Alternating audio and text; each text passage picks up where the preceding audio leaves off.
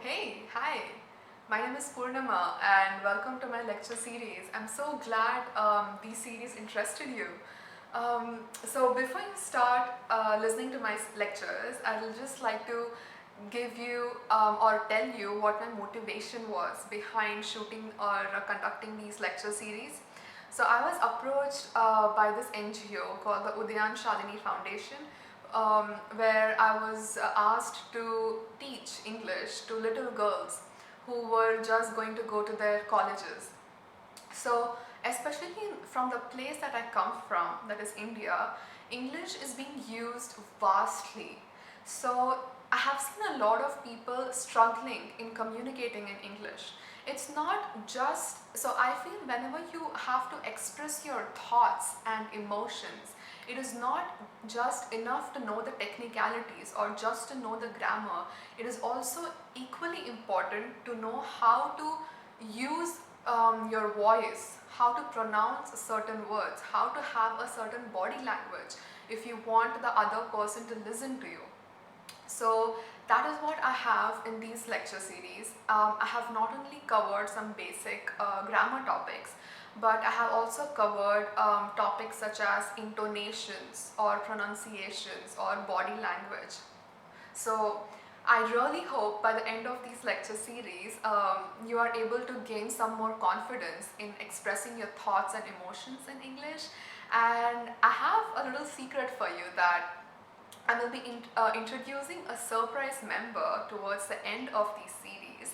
And so this surprise member is really, really close to my heart. And by listening about this surprise member, I am sure you're going to feel so motivated, so encouraged that it does not matter what your caste is, your age is, your sex is, your background is, you are equally you have the equal potential as anybody else has to pursue whatever you feel like, whatever you are scared of, just because of coming from a certain background, or what will people, or thinking about what will people say.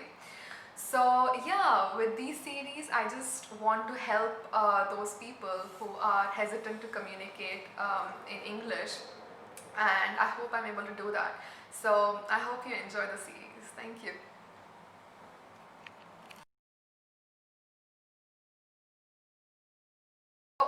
Now that you girls have understood how to confidently speak in English, or how to talk about different topics or different situations, now if you go back and see or try to recap the different grammar topics that I have taught, then you will realize why I taught those grammar topics and where are you actually using them. And that is why I wanted to revise all what I taught. So we started with nouns. We also talked about the classification of nouns. We talked about common nouns, which can also be classified as countable, uncountable, and collective, and also compound nouns. So why did we study nouns? Because without nouns, a sentence normally sounds incomplete. You can say, this is a book. So even the word this is a type of a pronoun, okay, which is again like a subcategory of a noun. So whenever you form sentences, nouns and pronouns are extremely important. When you have the structure of subject, verb, object, so nouns usually come in subject and object and with the different verbs. And then we said about pronouns. In pronouns, we said about personal pronouns, possessive pronouns, demonstrative, reflexive, interrogative, and so many types of pronouns. But though there are different types, you do not have to remember the types. You just have to remember that these are pronouns. Like myself, yourself are reflexive pronouns. My, his, hers, yours, theirs are all under pronouns. So you just have to like distinguish between them. That is all that you need to know. Then we studied about adjectives. So adjectives are very important, like they're essential. How will it describe anything? You can say that is a building, but what? What next? That is a tall building, that is a beautiful building, it's a colorful building, it is a crowded building, it is a... So there are so many adjectives, but we also learned about the rules while using these adjectives, which were positive, comparative and superlative. So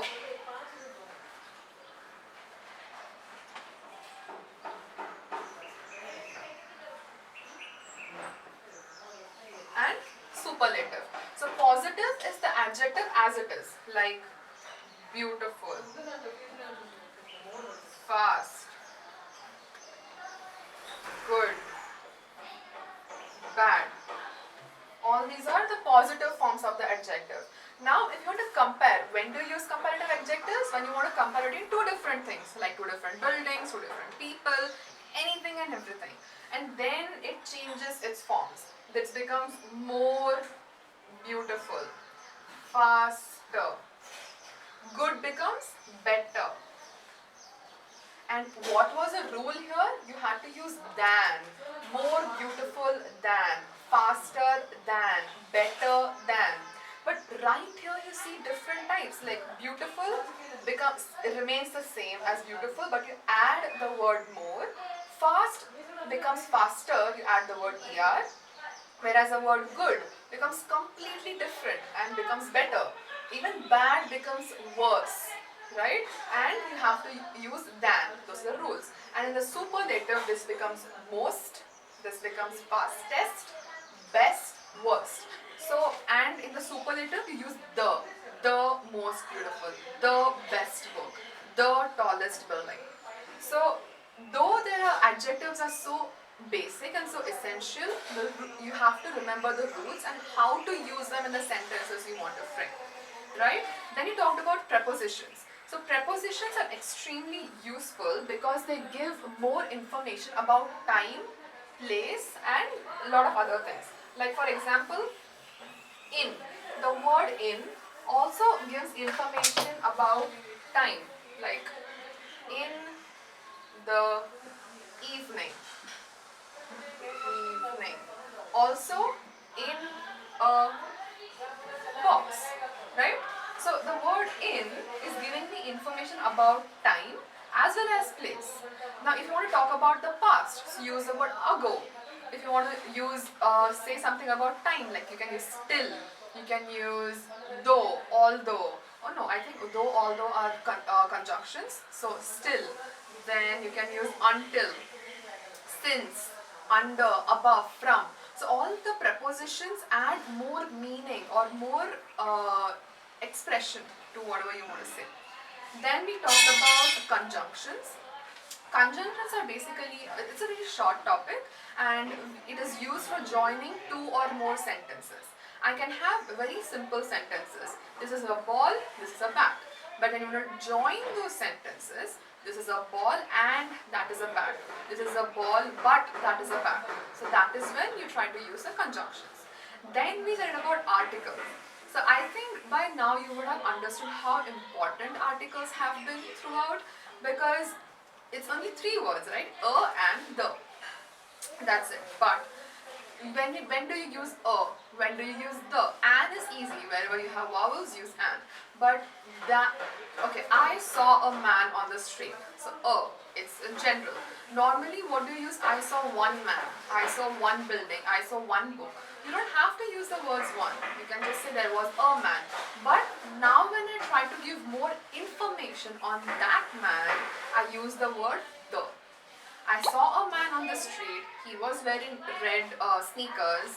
I liked the man with the sneakers. See, I liked the man with the sneakers. So that changes. We also learned about articles. Then I think we shifted to verbs. We spent a lot of time on learning tenses, on learning verbs, because verbs are as basic as actions. Writing, talking, seeing, smiling, laughing are all verbs. But they are modified based on what you want to say. Like we talked about the present tense, past tense, future tense. Those are basic. We also learned about the timeline. This is present, this is past. This is future. If something happens right now, or if something is a fact, you use simple present. If something happens in the past, you use simple past tense. And if something happens in between, like for example, I am here right now. My mother has gone to the market, but she forgot her purse. So she had forgotten the purse in the past, but I am talking about it now. So how will I say? She has forgotten her purse. And that is when you use present perfect with has or have. And in a similar way in the past, if you have two incidences in the past, you use past perfect. I had gone to the shop, but the shop was closed, or the shop had been closed. We learned about all this in the session, and the future is just she will do something, I will be going out, anything in the future. Right. Then we talked about active and passive. So active and passive, you also use active and passive when you want to stress on two different things. Now, I am teaching you. I am stressing on I. If I want to stress on you, I will say you are being taught by me. So I'm stressing on you. So that becomes I am teaching is active, you are being taught is passive. We also learned about the rules. Then what did we learn? Formation of sentences. We learned about simple formation of sentences and how to keep increasing. Like starting from subject, verb, object, how did we keep building a sentence? This is a book. This is a thick book. This is a thick hardbound book. This is a book, thick hardbound. There is a thick hardbound book on the table. So you keep increasing the complexity of a sentence, keeping the structure as basic as it is. Then we learned about sentence formation, we learned about questions formation, and we saw how the sentence and questions are so different. Because in questions, you have verb, subject, and others like do or does. Do you want to go out? Does she have a car? Whereas in a sentence, this becomes ulta. It becomes subject, verb. She does not go out. I do like going out with you. You know? That's how it changes. We also learned about them. Then we learned about modal auxiliaries, something that we use every day, like can, may, would. Again, in a question, you use can I come in? Can I ask a question? But in a sentence, yes, you can come in. So it depends on where you put this. Can in the second place or in the first place. It changes in a sentence and a question. We also studied the rules about using these modal auxiliaries. We studied 3 rules. Then we studied direct indirect speech. When do you use direct indirect speech? We're talking about something else that happened. You heard something that your friends talked about or that your family talked about, and now you want to go and tell that to somebody else. Then you use a direct speech. Direct speech is I will come tomorrow. That is, I am telling you, I will come tomorrow. Then you go and tell your mother, like, Ma, Didi said that she will come tomorrow. So, said that she will come tomorrow. Right? So, that is an indirect speech. We also learned about the rules of direct and indirect speech. The present tense changes to past, and we always use the word that, and I becomes he or she. So have those rules with you. And then we stepped out of grammar. Yeah, then we finished all our grammar sessions and we went into phonemes. We learned about how to speak or how to pronounce each letter or each alphabet, and how the same alphabets sound differently in different words. We talked about phonemes or phonetics. And then we talked about intonation, on how to use your voice, how to change the sound of different sentences. If there is a full stop, if there's an exclamation, if there's excitement, if there is sorrow, if there is happiness, if there is sadness, how to express these with different body language and with different tones. We learned about intonation. We also learned about body language, how to like stand straight, have your shoulders straight, always have eye contact, and always speak confidently. Always use your hands to convey what you want to. So all these come in body language. And then we learned about the art of conversation.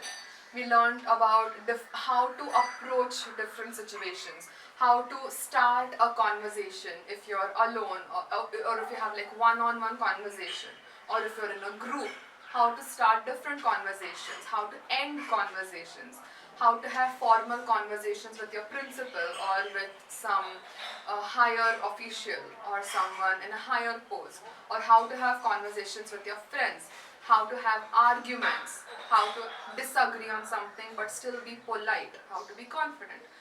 So we covered that.